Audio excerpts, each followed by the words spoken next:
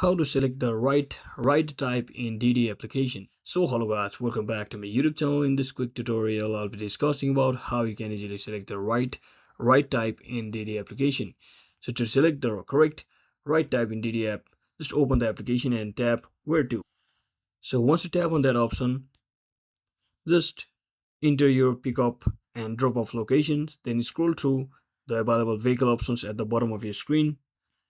And the common options include express for standard rides and discount express for budget friendly rides and luxury for a premium experience. So you can also find a specialized option like a 6 seaters for groups. So once you select your preferred vehicle type from the option displayed at the bottom of your screen, you can just confirm your trip details and tap to confirm to book your ride. And you can even share your trip status to your friends and family when the trip starts.